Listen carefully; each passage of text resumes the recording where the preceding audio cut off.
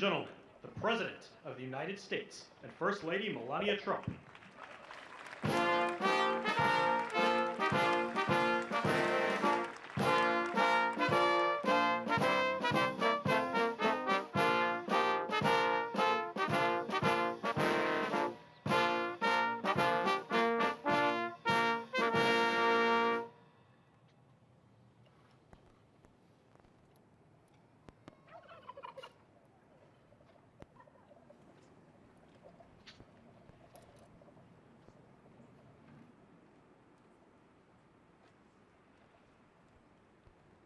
Thank you very much, and I hope you like our new beautiful patio with matching stone to the White House. If this were grass today, you'd be sinking into the mud like they've done for many years, and you would be very unhappy. Please, thank you very much. This was a big day. It's a pardon day for a very important beast. On behalf of the First Lady and the entire Trump family, I want to wish all Americans a very, very happy Thanksgiving. It's a great time of the year, and our country is doing really well economically like we've never done before. Today, we continue a time-honored American tradition. Well, that's a well-trained turkey. See how happy he is? In a few moments, I will grant a full, absolute, and unconditional presidential pardon to two handsome Thanksgiving turkeys, and this is their lucky day. This is a lucky day for them.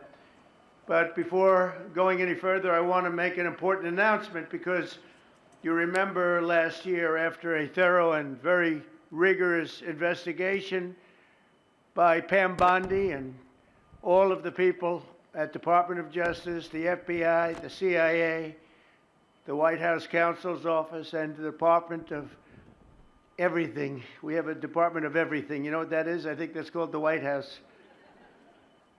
Into a terrible situation caused by a man named Sleepy Joe Biden. He used an auto pen last year for the turkey's pardon. So I have the official duty to determine, and I have determined, that last year's turkey pardons are totally invalid, as are the pardons of about every other person that was pardoned other than, where's Hunter? No, Hunter's was good. That was the one pardon, Pam, that was good, right? The rest of them are all invalid. I don't know what the hell you're going to do about that, but that's, now we're going to take a little of the joking. That is a mess. But they're hereby null and void. The turkeys known as Peach and Blossom last year have been located, and they were on their way to be processed, in other words, to be killed. But I have stopped that journey, and I am officially pardoning them, and they will not be served for Thanksgiving dinner. We saved them in the nick of time. This one has plenty of time, but they were saved in the nick of time. We're thrilled to be joined today by Vice President J.D. Vance, Second Lady Usha Vance, their daughter Mirabelle, and along with Attorney General Pam Bondi, Secretaries Marco Rubio, Scott Bessent, Pete Hegseth, Brooke Rollins, Howard Lutnick, Linda McMahon, Scott Turner, Administrator Lee Zeldin, who's done a great job. A nuclear power plant gets approved in less than a week, okay? I'm only kidding, but pretty close to that. And we have more. Where is Lee? Stand up, Lee. One of my great superstars. Thank you. It used to take 20 years before you got rejected when you put in an application. Now we're doing them in a matter of weeks, right? And that's why we have the biggest plants anywhere in the world. We're leading in AI. We're leading in everything. Our auto plants are pouring back into our country. Wait till you see the jobs coming with them. But many of them are under construction, but Lee's done a great job in getting those approvals. I appreciate it very much. FBI Director Kash Patel, who's been very busy and doing a great job. Also, thank you, Kash. Along with members of, see, you got a following, Kash. Along with members of Congress, and in particular, I want to mention Jason Smith and David Rozier. Where are those two guys? Come on, stand up, fellas. What good people. Jason knows more about the tax code than any living human being. He knows so much, we don't even want to hear about it, right? Too complicated. We're going to make it a simpler code. But we did in the great big beautiful bill that was just passed, your imprints all over that, and it's amazing. The biggest tax cuts in the history of our country for middle-income people. The biggest tax cuts in the history of our country for middle-income people, and the biggest jobs bill ever passed. And nobody thought we could get that one done. I'm glad. We actually put 4 years, actually probably 8 or 10 years, but we put 4 years worth of material into one great, big, beautiful bill. So that worked out very well, and I want to thank everybody for working on it. JD, that was a great, well, you know, we were going to do it in small bills. We're going to have 18 bills and do it along the process. I'm glad, Scott, that we got it done, because dealing with these Democrats, I think that was our one shot. But we have it all in one great, big, beautiful bill. Thanks as well to the chairman of the National Turkey Federation and the CEO of Butterball. That's a big deal. Jay Jandren. Where's Jay? Thank you. Stand up, Jay. Thank you very much. Along with his wife, Leslie, and their 3 children, as well as the farmer who raised these 2 magnificent birds, Travis Pittman and Wayne County, North Carolina. I won Wayne County by a lot. That means you had to vote for Trump, I think. I won by 92%. I like Wayne County. They're doing all right, right? And this is like a record-setting turkey that's going to be saved. The turkeys being pardoned today go by the names of Gobble and Waddle. When I first saw their pictures, I thought we should send them, well, I shouldn't say this. I was going to call them Chuck and Nancy. But then I realized I wouldn't be pardoning them. I would never pardon those 2 people. I wouldn't pardon them. I wouldn't care what Melania told me. Darling, I think it would be a nice thing to do. I won't do it, darling. These are 2 of the largest turkeys ever presented to an American president, over 50 pounds each. It's the largest we've ever had. And those are big turkeys. Are they as good as the normal-sized turkey? Better or as good? Do they tend to be a little fatty, maybe? No, he said no. He knows the turkey business. Anyway, despite their size, Secretary Kennedy has formally certified that these are the first ever Maha turkeys. I don't know if I agree with that. These are Maha. In other words, they could be fat, but they're still Maha. They've been fattened on a steady diet of grass, beef, to allow the smoothies and all of the other things that they've been eating for this occasion. This was a really big occasion. But they've eaten every fattening food that you can eat. We wanted to really make them special, and they really are. They're like record-setting. I've never seen a turkey that big before. Are they violent at all? Will they attack as I walk over? Because if they were, I'll stay right up here. But as you know, we're a tough-on-crime administration. We are tough on crime. You know, our border had 0 people coming in for the last 7 months, right? 0. I mean, even I find that hard to believe to be. They had millions and millions of people pour into our border from prisons, from mental institutions, gang members, drug dealers. They poured in to our country like we were stupid people. We're not stupid people anymore. But nobody's ever seen anything. The job that they've done on the Tom Homan, Kristi Noem, the whole group, the job they've done on the border is almost like a miracle. We have. And the people that make these statistics that said 0, they've said 0 for the last 7 months. It has to be like a few people got in, but they say 0. And they're radical left Democrats to do the scoring. So I can't imagine they did that for us. The truth is, we have no people coming into our country illegally. It's an amazing statistic, and I'm very proud of it. And we have the most people working in the United States today, by far, than we ever had in the history of our country. So those are all good numbers. But instead of pardons, some of my more enthusiastic staffers were already drafting the paperwork to ship Gobble and Waddle straight to the terrorist confinement center in El Salvador. And even those birds don't want to be there. You know what I mean? It was a tough. I'd like to thank the president of that country. They do a rather efficient job. It's got to be the largest prison in history. I've never seen anything like it. And a lot of people are behaving on our streets now. You know, Washington, D.C. is considered a safe zone.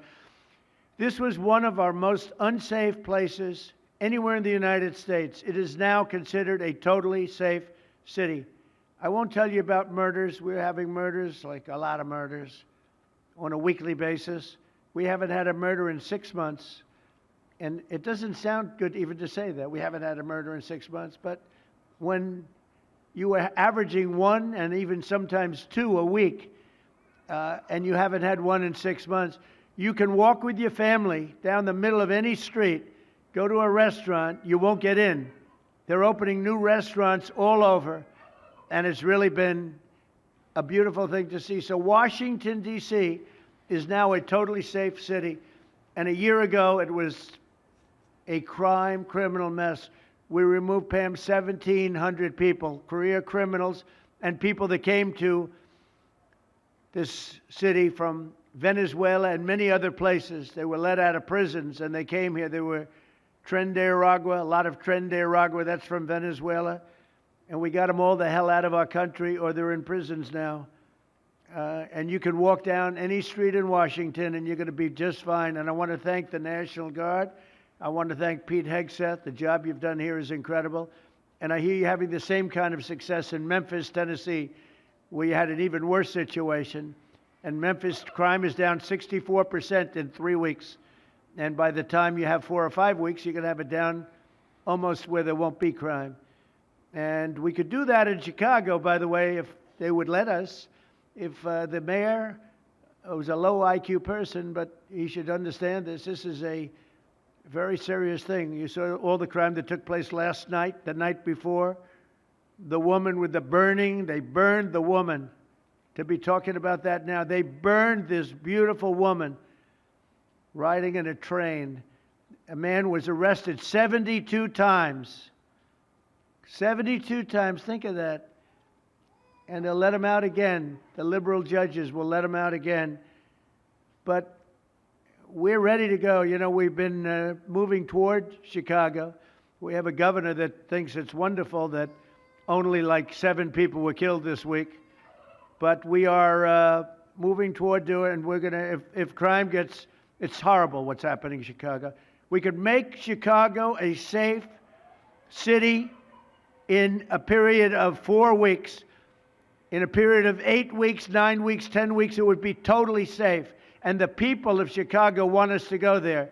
And if you look at the crime that's taken place in Chicago in the last 2 weeks, just take a look. It's on the front page of every newspaper. It's out of control. The mayor is incompetent, and the governor is a big fat slob.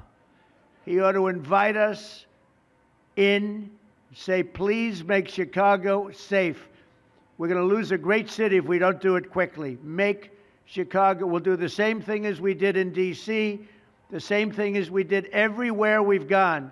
It's become almost instantly safe.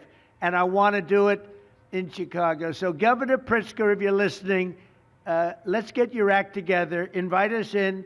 We're going to make your place so safe. You're not going to have these crimes that are making the newspapers and the front page of every newspaper and television story, news story.